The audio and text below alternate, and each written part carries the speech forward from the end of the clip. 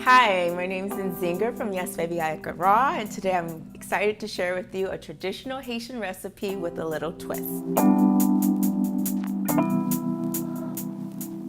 We're going to make mamba, which is the traditional Haitian peanut butter.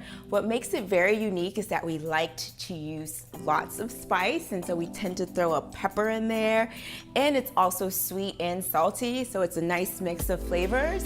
And instead of using peanuts, today I'm going to switch it out and use almonds.